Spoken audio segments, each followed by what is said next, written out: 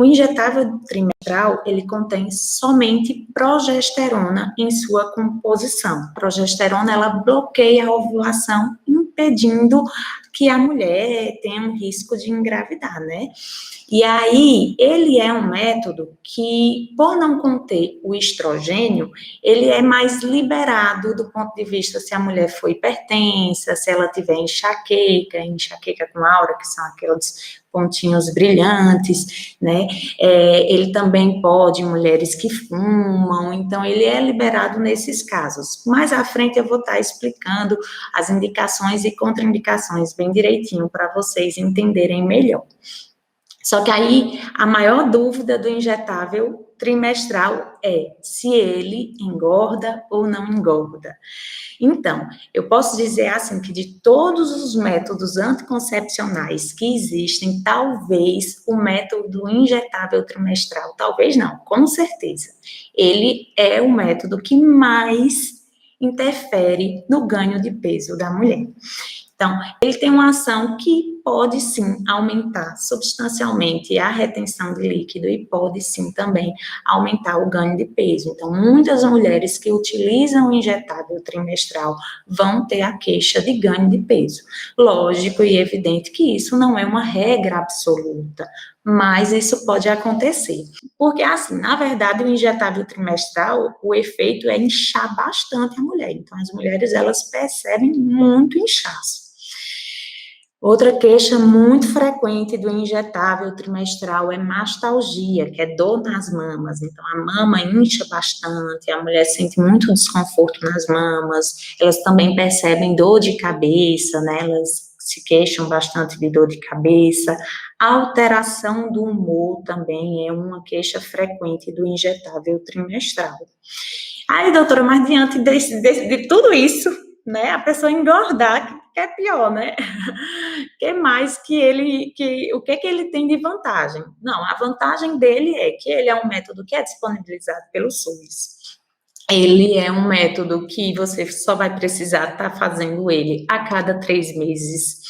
Ele é liberado para mulheres que estão amamentando de forma exclusiva, como eu falei, é liberado para mulheres hipertensas, ele pode ser feito em mulheres que têm enxaqueca com aura, ele pode ser feito em mulheres que têm histórico de trombose, então a gente acaba tendo alguns benefícios, como eu já falei aqui na live de métodos contraceptivos, eu fiz uma analogia que o anticoncepcional é igual uma calça jeans quando a gente chega na loja, né, que a gente não chega dizendo, olha, qual é o melhor anticoncepcional que você tem aqui, né, qual é a melhor calça jeans que você tem aqui na loja, você chega e diz, não, eu queria uma calça jeans assim, número tal, isso e isso.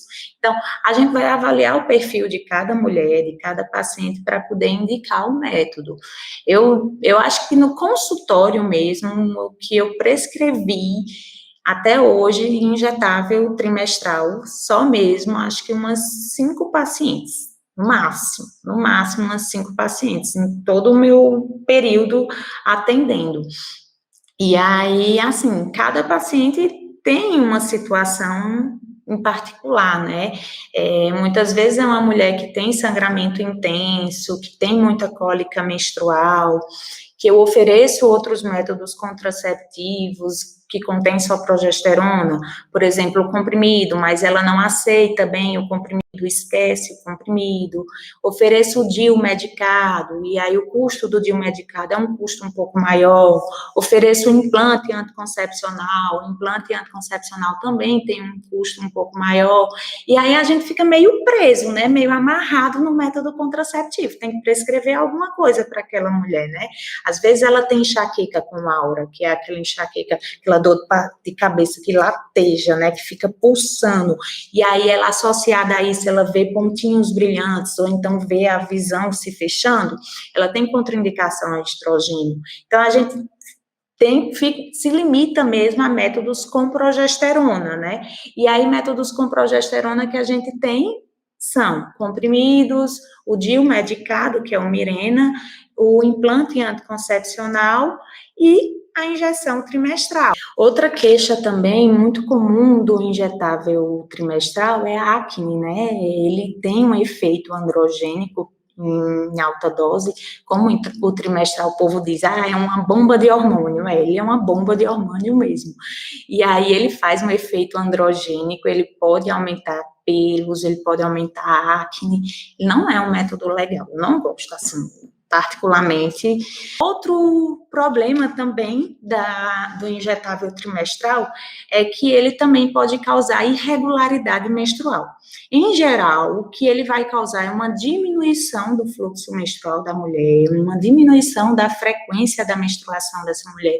Muitas vezes, a maioria das mulheres vão ficar sem menstruar com ele, porém, no início é muito comum ela ter sangramento irregular, então ela vai ter sangramento que vai durar vários dias, né? Então, o sangramento pode durar 20 dias. Então, ele desregula bastante a questão do sangramento, sabe?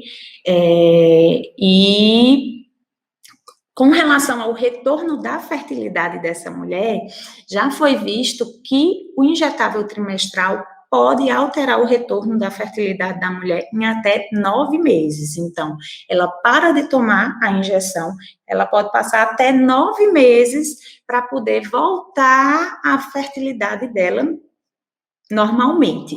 Porém, pode acontecer dela engravidar no mês seguinte que ela parou a injeção, certo? Isso não é uma regra absoluta, mas, em geral, a gente consegue observar uma dificuldade no retorno da fertilidade.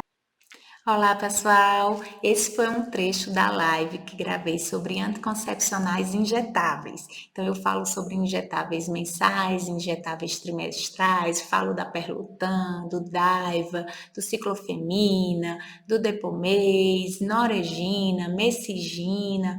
Falo também sobre os injetáveis trimestrais, como o Demedrox, Depo-Provera, Contracept. Então, quem tiver interesse, procura aí a live anticoncepcional injetável. Então, nela eu falo indicações, contraindicações, efeitos colaterais, né? Falo também sobre a forma de utilizar, a forma correta de utilizar. Então, quem estiver gostando aqui do canal, não se esquece de se inscrever, de compartilhar, de curtir e até o próximo vídeo. Beijinhos, tchau, tchau.